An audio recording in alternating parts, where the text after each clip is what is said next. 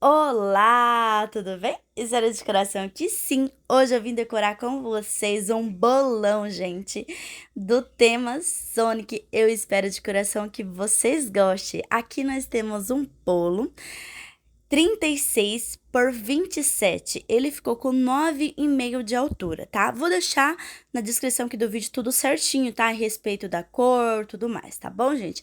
Aqui eu vou só explicar sobre a questão do transporte, tá? Na hora da decoração, espatulado, tudo mais, ok? Primeiro a respeito da bandeja, gente. A bandeja que eu estou usando, vocês podem perceber que é daquelas laminadas, né? Que é aquelas de papelão, né? Elas são muito frágeis, gente, extremamente frágeis.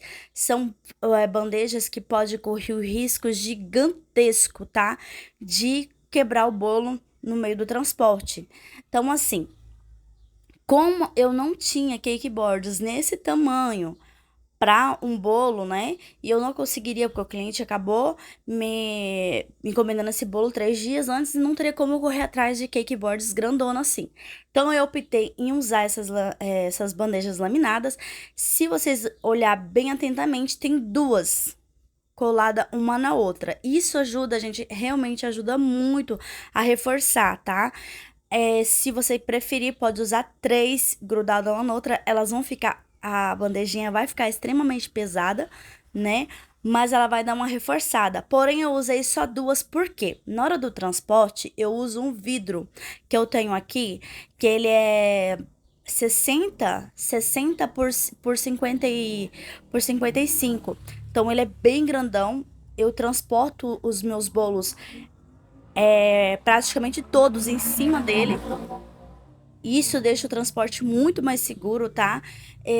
Quando eu vejo que eu tenho mais de um bolo para ser entregue, eu coloco bolos assim, principalmente esses bolos que estão nessas bandejas mais frágeis, no porta-mala, tá? Ajuda muito na hora do transporte e chega intacto o bolo tranquilamente. É só ir transportando o bolo, né? Bem devagarzinho, tá? Na hora do transporte, que vai dar super certo, ok? Se a entrega for perto, pode estar levando até mesmo no colo, ok? O bolo, no final, ele ficou pesando 8,5 kg. A intenção seria ser 7 quilos, mas como eu fiquei meio perdida, porque já tinha muito tempo, gente, tem muito tempo, é muito raramente, vocês podem ver que os vídeos normalmente são todos bolos redondos. Então, muito dificilmente eu vou estar fazendo bolos retangulares.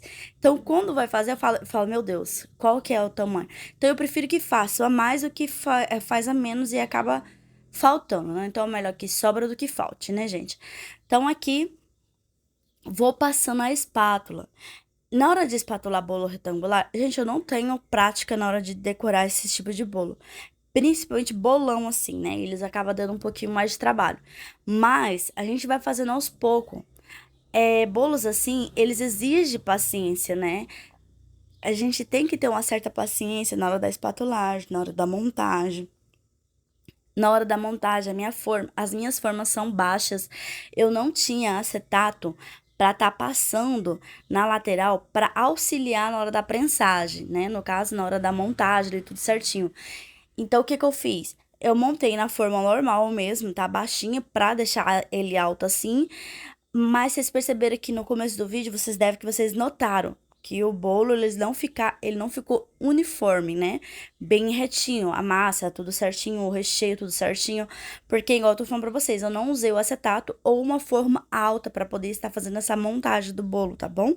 Pra poder estar deixando descansar, tudo mais. Então acabou que ele não ficou bem uniforme, bem retinho, tudo certinho ali na parte de baixo, tá? Então assim, quer deixar o bolo bem bonitão mesmo? Usa o acetato ou a forma tem que ser a forma alta. As formas que eu tenho aqui são aquelas baixinhas, né? De 5, 6 centímetros de altura, mais ou menos isso, tá? Então, elas são bem baixinhas. Mas é aquele negócio, a gente usa o que tem e depois dá um jeitinho para tudo ficar tudo nos conformes. A cliente me mandou um modelo de inspiração, era no modelo redondo.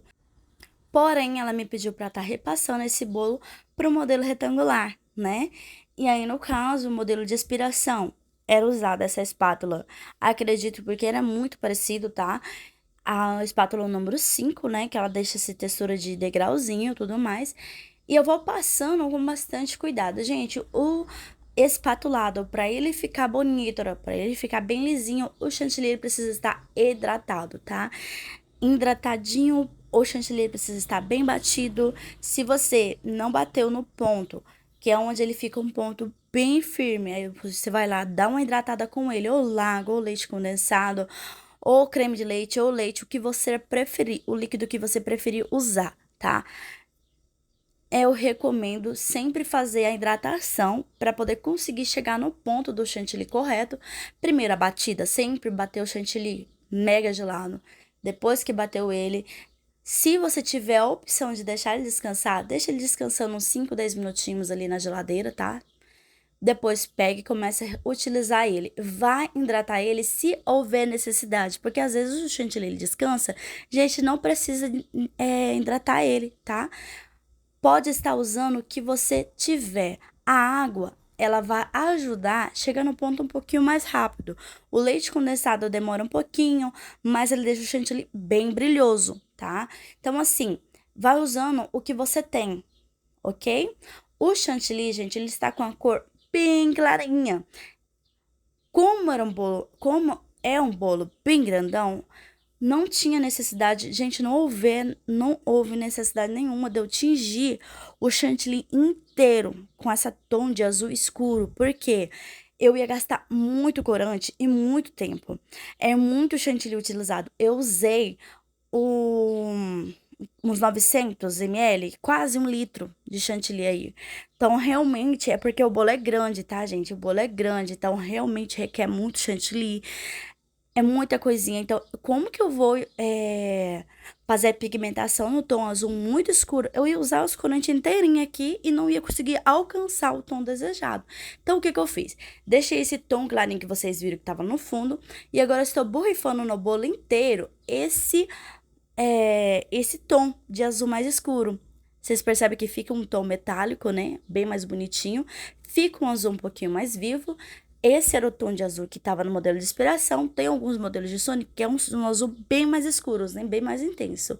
Mas a cliente me pediu para chegar nesse tom aí de azul. Eu optei em chegar nesse tom, ok? Então, o que que tem aí na bombinha? Álcool de cereal. Uma colherzinha, gente, é aquela colherzinha pra doce. Pra quem faz docinho no copinho, sabe de qual colherzinha eu estou falando. Aquelas colherzinhas descartáveis de colocar nos copinhos de doce. Agora eu vou mostrar pra vocês qual que é a colherzinha que eu utilizo, tá? Então, uma colherzinha daquela de pó perolado. Se você for usar um pouquinho mais, eu usei 3 colherzinhas, tá? Eu usei 3 colherzinhas de pó perolado e algumas gotas. Gente, as gotas de corante é de acordo com o que você vê necessidade. Eu usei umas 4, 5 gotas de azul anis e 2 gotas de azul marinho, tá? Então, essas foram a quantidade que eu usei, tá bom?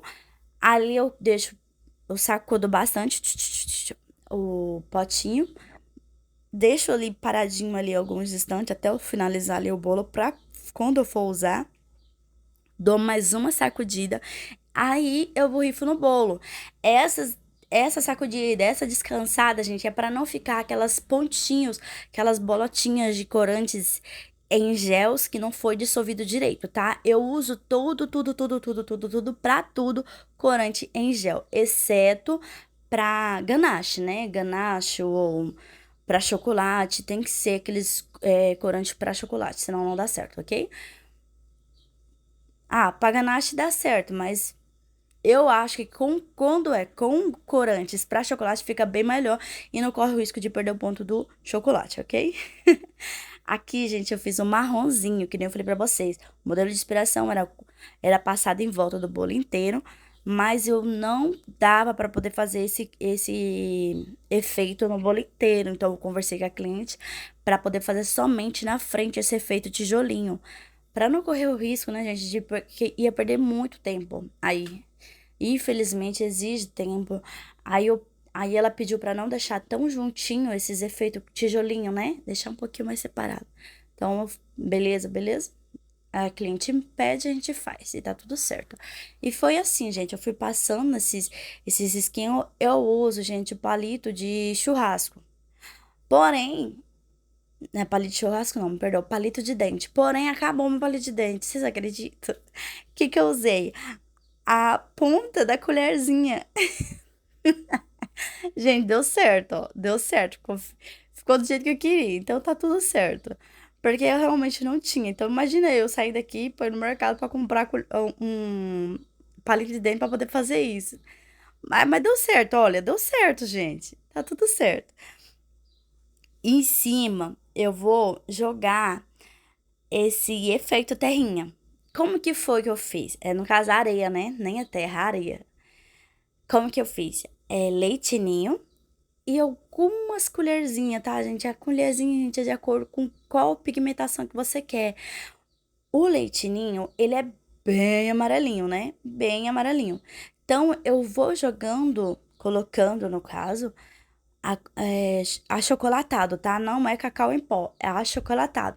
Vou colocando o achocolatado, uma colherzinha, mexo, mexo, mexo, mexo, mexo, vejo qual tom chegou. Essa é a colherzinha, tá? Essa é a colherzinha que eu uso. Gente, olha o tamanhozinho dela, pelo amor de Deus. Porque eu falo uma, duas, três colherzinhas, vocês devem achar que é aquela de sobremesa. Não é, é essa miniatura de colher, tá bom? E aí, o que que eu vou fazendo? Eu vou, pra poder chegar no tom desejado, vou colocando uma colherzinha de achocolatado, mexo. Eu olho pra ver se tá no tom legal. Não ficou no tom legal? Adicione mais uma, duas colherzinhas. Vai no olhômetro, gente. Vai olhando pra ver qual é o tom desejado. Porque às vezes eu falo aqui a quantidade que eu usei de leitinho, a quantidade que eu usei de achocolatado. E não é a quantidade que vocês vão precisar. Então, assim, vai fazendo no olhômetro. Tá? Vai adicionando aos poucos. Você viu que ficou um pouquinho muito escuro, fugiu do tom que você deseja? Adicione um pouquinho mais de leitinho. Ou leite em pó. O que eu tinha aqui era leite ninho, então eu uso o leite ninho, tá tudo certo. Aí aqui eu vou adicionando os topper, vou olhando tudo certinho. Gente, o número 6 tá torto.